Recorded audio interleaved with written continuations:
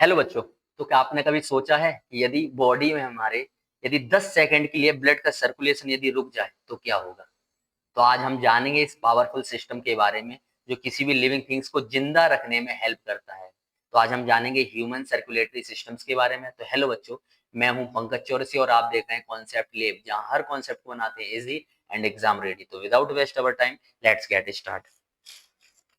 Okay बच्चों, तो आज हम जानेंगे ह्यूमन सर्कुलेटरी सिस्टम के बारे में, लेकिन इससे पहले हम ये समझ लें कि इससे पहले हम क्या क्या पढ़ चुके हैं।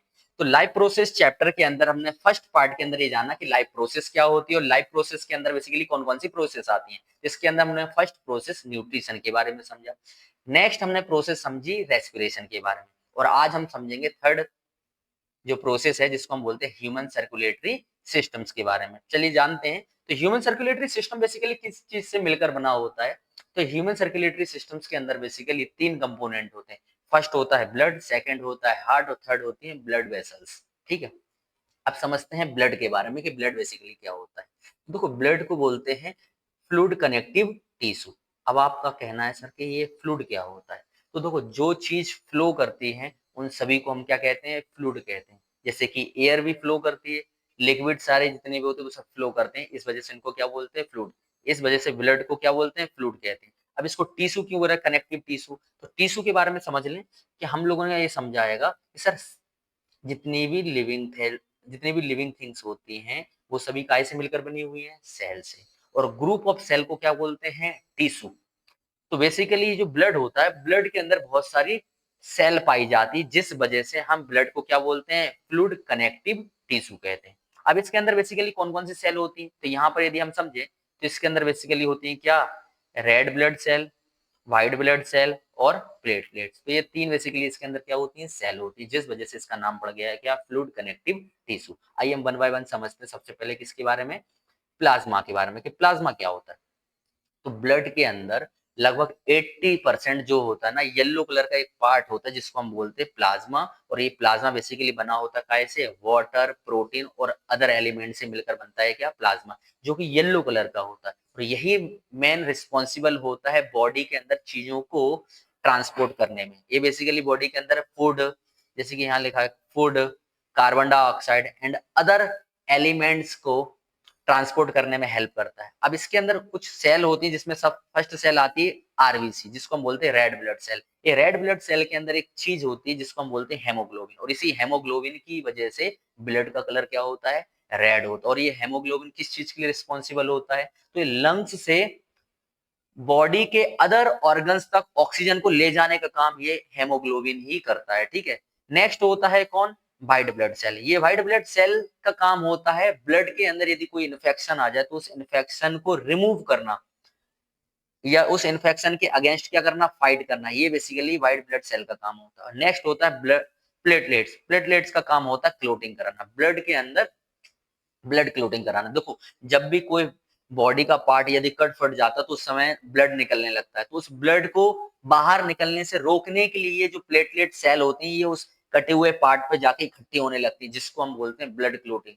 और इससे क्या होता है, इससे ब्लड का फ्लो रुक जाता है। ठीक है। तो ये बेसिकली ब्लड के बारे में जाना कि ब्लड बेसिकली किस चीजों से मिलकर बना होता है, प्लाज्मा, आरबीसी, डब्ल्यूबीसी और प्लेटलेट। प्लाज्मा बेसिकली 80% पार्ट होता है जो कि प्रोटीन, वाटर और अदर एलिमेंट से मिलकर बना होता है, और जो ही यही रिस्पॉन्सिबल होता है बॉडी के अंदर अदर एलिमेंट को ट्रांसपोर्ट करने में। आरबीसी का काम होता है ऑक्सीजन को बॉडी के अदर पार्ट तक ट्रांसपोर्ट करना। व्हाइट ब्लड सेल का काम होता है मतलब ब्लड के अंदर आने वाले इन्फेक्शन को किल करना, और प्लेटलेट्स का काम होता है ब्लड क्लोटिंग कराना। ठीक है। जानेंगे ह्यूमन सर्कुलेटरी सिस्टम्स के अंदर ब्लड वेसल्स के बारे में। तो ये ब्लड वेसल्स क्या होती हैं, तो ब्लड को कैरी करने वाले जो ट्यूब्स होते हैं उसी को हम बोलते हैं क्या, ब्लड वेसल्स। ये मेनली होती है थ्री टाइप्स की, आर्टरी, वेन और कैपिलरीज। आर्टरी का काम क्या होता है, तो आर्टरी का मेन काम होता है हार्ट से लेकर बॉडी के अदर ऑर्गन्स तक ब्लड को लेकर जाना।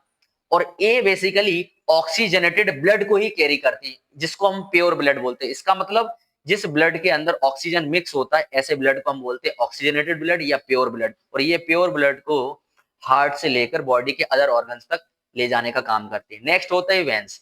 वेन्स का काम क्या होता है, तो वेन्स का काम होता है डीऑक्सीजनेटेड ब्लड को कैरी करना। मींस ये इम्प्योर ब्लड, जिस ब्लड के अंदर कार्बन डाइऑक्साइड गैस मिक्स होती है उस ब्लड को हम बेसिकली बोलते हैं इम्प्योर ब्लड, या उसको हम बोलते हैं डीऑक्सीजनेटेड ब्लड। ये डीऑक्सीजनेटेड ब्लड को कैरी करती, कहां से कहां? ये बेसिकली इनका काम होता है कैरी करना lungs to all cell of the body. मतलब बॉडी के अंदर जो कार्बन डाइऑक्साइड बनती है, हर सेल के अंदर जो कार्बन डाइऑक्साइड जो बन रही है, उस कार्बन डाइऑक्साइड को बाहर निकालने का काम जो करती है वो इस वेंस के थ्रू ही होता है। क्योंकि आप लोगों ने पहले की वीडियो में पढ़ा है कि रेस्पिरेशन जब होता है तो रेस्पिरेशन के दौरान एंड प्रोडक्ट के फॉर्म में कार्बन डाइऑक्साइड गैस बनती है, और एक कार्बन डाइऑक्साइड को बाहर निकालने का मतलब बॉडी से रिमूव करने का काम कौन करता है? तो ये ब्लड के अंदर आएगी साथ में।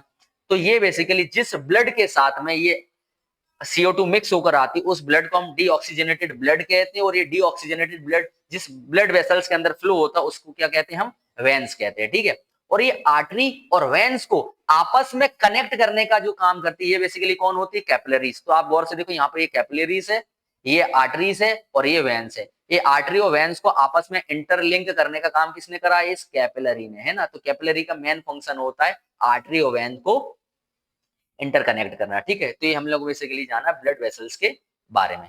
नेक्स्ट अब हम समझेंगे ह्यूमन हार्ट के बारे में, जो कि हमारा मेन पंपिंग मशीन है, जिसका काम बेसिकली क्या होता है? ब्लड को पंप करना। ठीक है ना। तो बेसिकली ये क्या है? एक तो ये हार्ट एक ब्लड पंपिंग मशीन होती है, और ये हार्ट बेसिकली जो होता है ये ट्रेंगुलर शेप का होता है। ये हार्ट का शेप क्या होता है? एक तो ये ट्रेंगुलर शेप होता है, और ये बेसिकली इसका साइज जो होता है ना वो हाथ की मुट्ठी के जितना साइज होता है, ज्यादा बड़ा साइज नहीं होता। और बेसिकली ये ना हार्ट जो होता है ना ये चेस्ट के लेफ्ट साइड में होता है, थोड़ा सा लेफ्ट साइड में होता है। अब इस हार्ट के अंदर बेसिकली 4 चैम्बर होते हैं, और 4 चैम्बर जो होते हैं जिसमें से 2 को बोलते हैं आर्ट्रियम और 2 को बोलते हैं, नीचे वालों को बोलते हैं वेंट्रिकल, ऊपर वालों को हम बोलते हैं आर्ट्रियम। और इन चारों चैम्बर को देखो, यदि ये लेफ्ट में है तो इसको हमने बोला लेफ्ट आर्ट्रियम, और नीचे वाले को बोला left ventricle. Right atrium, right ventricle. तो बेसिकली इसके अंदर 4 चैम्बर होते हैं, और इन चैम्बर को आपस में मतलब ये डिवाइड करने वाली जो थीन वॉल होती है इसको बोलते हैं सेप्टम। ठीक है, और इसके अंदर ये जो आर्ट्रियम वेंट्रिकल के बीच में आपको ये जो दिख रहा है ये जो वॉल्व होता है, ये वॉल्व प्रेजेंट होता है जो आने वाला जो ब्लड जहां से आता है ना, इस ब्लड जो वापस रिटर्न ना हो जाए, तो इस रिटर्न ब्लड को रोकने के लिए वॉल्व प्रेजेंट होते हैं किसके अंदर? ह्यूमन हार्ट के अंदर। अब हम ये समझते हैं कि बेसिकली ब्लड जो होता है हार्ट के अंदर वो किस प्रकार से सर्कुलेट होता है। तो अभी थोड़ी देर पहले मैंने आपको जिक्र करा था किसके बारे में? पल्मोनरीज आर्टरी और पल्मोनरी वेन। आर्टरी के बारे में समझा था कि आर्टरी का काम क्या होता है? ऑक्सीजनेटेड ब्लड को कैरी करना heart to other organ of the body. और वेन्स का काम क्या होता है? डीऑक्सीजनेटेड ब्लड को कैरी करना ऑर्गन टू लंग्स तक, है ना। लेकिन इसके अंदर मैंने एक्सेप्ट बोला था पल्मोनरीज वेन और पल्मोनरीज आर्टरीज को छोड़कर। अब गौर से देखो, पल्मोनरीज वेन का काम क्या हो रहा है? यहां से लंग्स से लेकर हार्ट तक जो ऑक्सीजन वाला ब्लड लेकर आने का काम कर रही है वो कौन कर रही है? पल्मोनरीज वेन, है ना। ये ऑक्सीजनेटेड ब्लड को कैरी करती है। अब यहां से ब्लड आया कहां पर? गया हार्ट के अंदर। अब यहां पर लेफ्ट आर्टरियम में एंटर करेगा, लेफ्ट आर्टरियम से ब्लड वॉल्व के थ्रू जाएगा कहां? लेफ्ट वेंट्रिकल में। यहाँ पर प्रेशर क्रिएट होगा, और प्रेशर क्रिएट होने के बाद में ये जो मेन आर्टरीज होती है, सबसे लॉन्ग आर्टरीज होती है, सबसे बड़ी आर्टरीज होती है, जिसको बोलते हैं लार्जेस्ट आर्टरी, जिसका नाम होता है क्या? अरोटा। इस अरोटा के थ्रू जो ब्लड होता है पूरे सेल मतलब पूरे बॉडी ऑर्गन्स के अंदर फैल जाएगा, जहां जहां पर अपना ये रेस्पिरेशन होना है। अब वहां पर रेस्पिरेशन होगा, और रेस्पिरेशन के बाद में यहाँ पर कार्बन डाइऑक्साइड का फॉर्मेशन होगा। अभी कार्बन डाइऑक्साइड को बॉडी से बाहर निकालने का काम कौन करेगी? वेन्स। और जो सबसे बड़ी वेन्स होती है जिसको अपन बोलते हैं वेना कावा, लार्जेस्ट वेन होती है, ये वापस वेन कहाँ जाएगी? राइट आर्ट्रियम में जाएगी सबसे पहले, और राइट आर्ट्रियम में जाने के बाद यहाँ से वापस जाएगी ये कहाँ पर? राइट आर्ट्रियम से जाएगा राइट वेंट्रिकल में, और राइट वेंट्रिकल से ये जुड़ी होती है इस तरीके से। ये यहाँ पे पंपिंग होगी और वापस से कहाँ चला जाएगा? पल्मोनरीज आर्टरीज के थ्रू वापस ही आ जाएगा कहाँ पर? लंग्स में। और यहाँ से वापस हम क्या करेंगे? मतलब एक्सेल करेंगे, एक्सेल के थ्रू CO2 क्या हो जाएगा? बॉडी से बाहर निकल जाएगी। तो ये जो मैंने आपको ये पूरी प्रोसेस समझाई ना, यही यहाँ पर लिखा हुआ है। सबसे पहले क्या लिखा है यहाँ पर? पल्मोनरीज वैन के थ्रू ऑक्सीजनेटेड ब्लड कहाँ पर आएगा? लंग्स के अंदर एंटर करेगा। देन लिखा हुआ आएगा कि सेकंड प्रोसेस के अंदर जो लेफ्ट आर्ट्रियम है वो लेफ्ट वेंट्रिकल में एंटर करेगा, और देन फिर यहाँ से क्या होगी?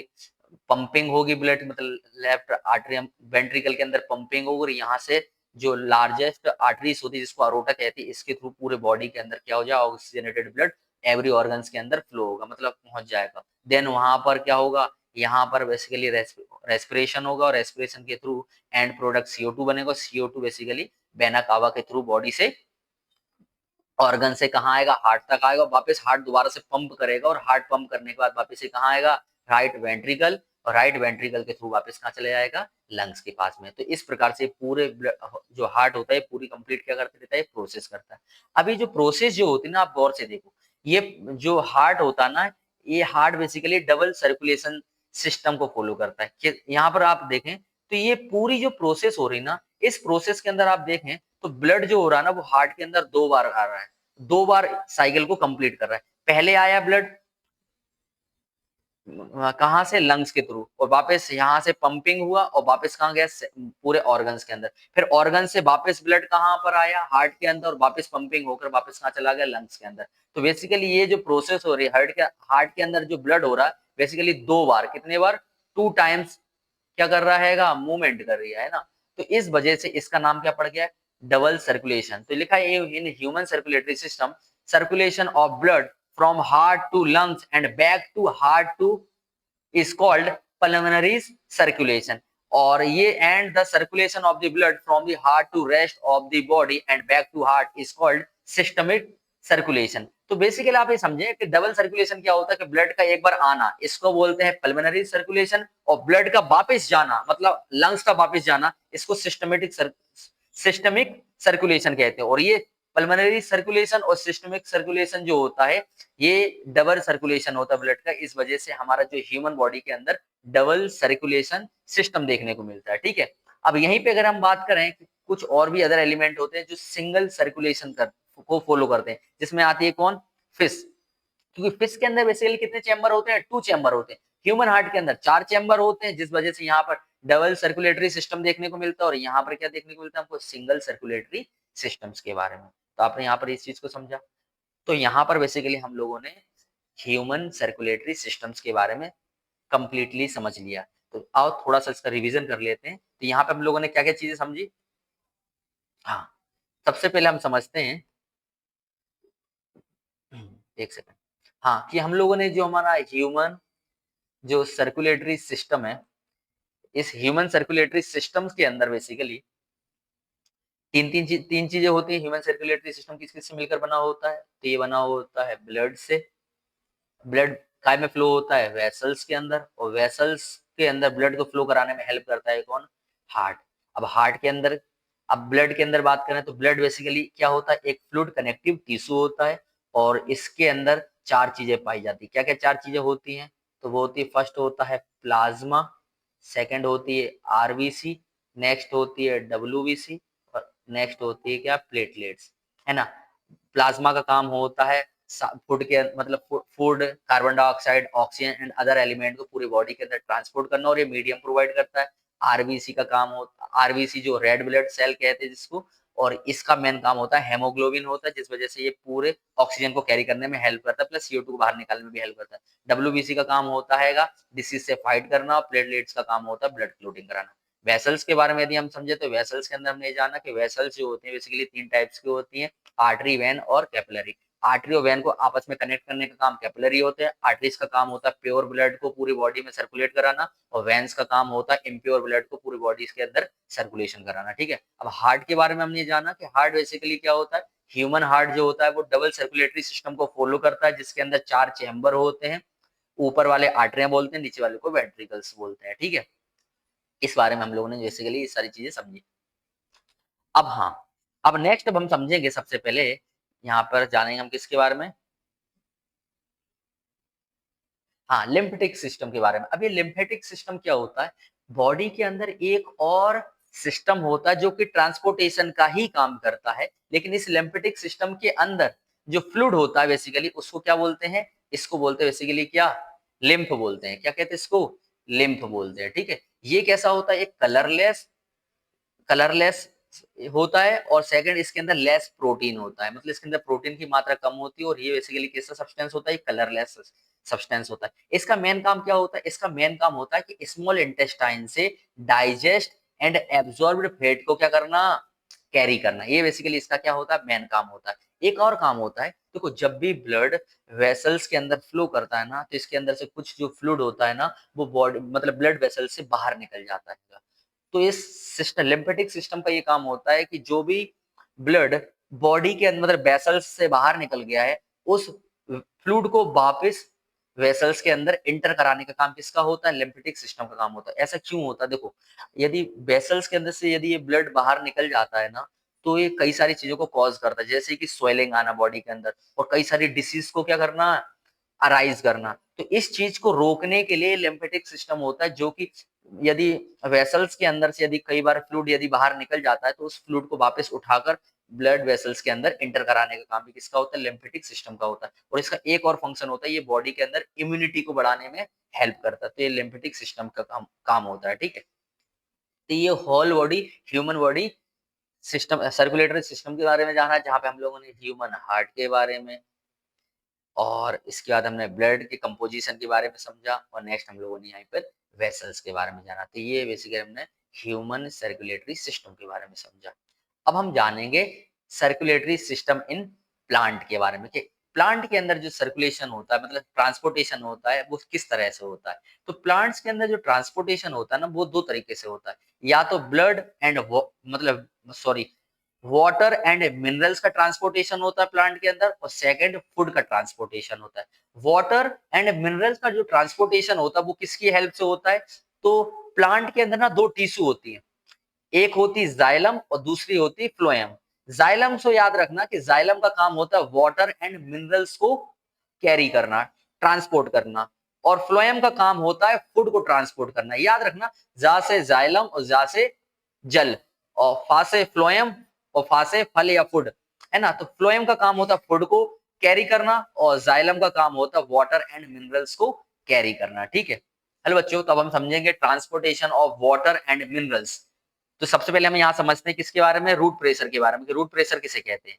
तो जब भी प्लांट की रूट सॉइल के कांटेक्ट में आती है, तो रूट एब्सॉर्ब कर लेती सॉइल के अंदर से water, minerals and other ions को, और वहां पर एक कंसंट्रेशन डिफरेंस देखने को मिलता है, जिस वजह से ना एक प्रेशर क्रिएट होता है, और ये रूट्स वाटर को प्लांट के अंदर अपवर्ड डायरेक्शन में क्या करने लगती है, खींचने लगती है, पानी को, है ना, ऊपर की डायरेक्शन में मूव कराने में हेल्प करती है। पर ये प्रेशर इतना ज्यादा नहीं होता है कि ये पूरे प्लांट के अंदर वाटर मूव कर जाए। तो यहाँ पर भी एक नई चीज देखने को मिलती है, जिसको हम बोलते हैं ट्रांसपिरेशन। ये ट्रांसपिरेशन का काम क्या होता है, कि जब भी लीफ, जो लीफ होती है, लीफ के ऊपर प्रेजेंट होता है स्टोमेटा, और स्टोमेटा के थ्रू वाटर जो होता है वो वेपर्स के फॉर्म में रिलीज हो जाता है, जिस वजह से स्टोमेटा के ऊपर वाटर की डिफिशियंसी क्रिएट हो जाती है, पानी की कमी क्रिएट हो जाती है, जिस वजह से वहां पर एक सक्शन प्रेशर क्रिएट होता है, और ये प्रेशर बेसिकली रूट से कंप्लीट प्लांट के अंदर वाटर को मूवमेंट कराने में हेल्प कराता है, ठीक है। साथ में ट्रांसपिरेशन के, अब जब ये मूवमेंट होता है, तो इस वजह से एक और चीज क्या होती है प्लांट के अंदर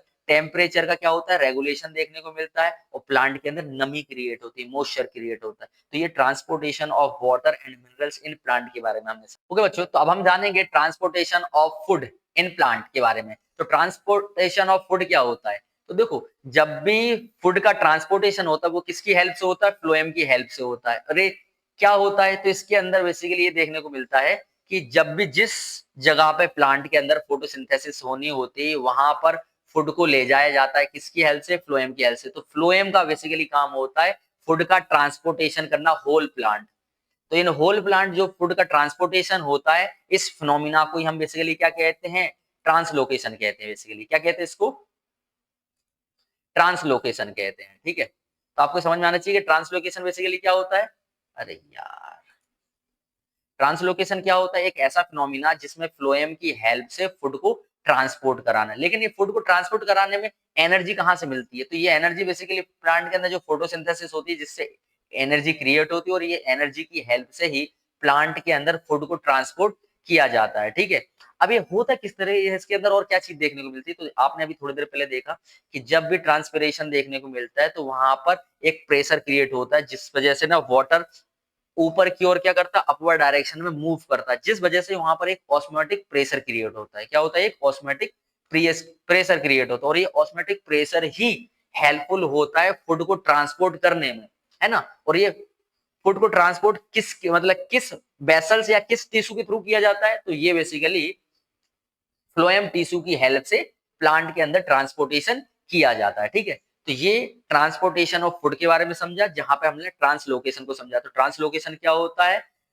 transfer of food with the help of phloem in a whole plant, so that phenomena is called translocation. Okay,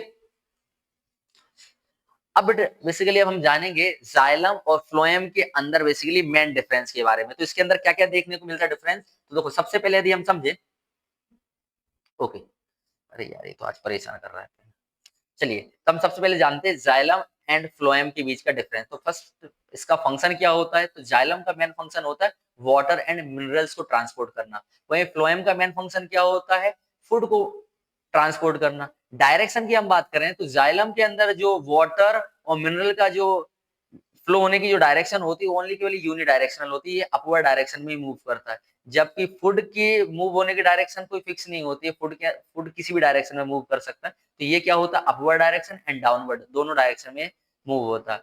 इसकी बात करें, ये जो जाइलम जो टिश्यू होती है वो किस सेल से मिलकर बनी होती है, तो ये मेड बाय डेड सेल, ये डेड सेल से मिलकर बनी होती, जबकि ये लिविंग सेल से मिलकर बनी होती।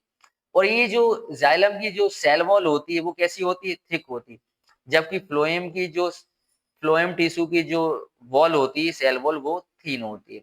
ये किस चीज में हेल्प करता है, क्या सपोर्ट करता है, तो ये बेसिकली मैकेनिकल स्ट्रेंथ प्रोवाइड करता है, जबकि ये लेस मैकेनिकल स्ट्रेंथ को प्रोवाइड करता है कौन, फ्लोएम। अब इसके अंदर ये तो मैंने जान ही लिया मैंने कि ट्रांसपोर्टेशन ऑफ मटेरियल्स के अंदर ये वाटर मिनरल्स को ट्रांसपोर्ट करता है और ये फूड को ट्रांसपोर्ट करता है, बेसिकली ये जो ऊपर हम लोगों ने फंक्शन देखा। तो यहाँ पर हम लोगों ने जाइलम और फ्लोएम के बारे में मेन डिफरेंस को समझा। तो आई थिंक आपको वीडियो अच्छी लगी हो तो वीडियो को लाइक करें, चैनल को सब्सक्राइब करें। मिलते हैं नेक्स्ट वीडियो में जहां पर हम लाइव प्रोसेस की नेक्स्ट प्रोसेस के बारे में जानेंगे। तो ओके बच्चों, मिलते हैं नेक्स्ट वीडियो में। जय हिंद।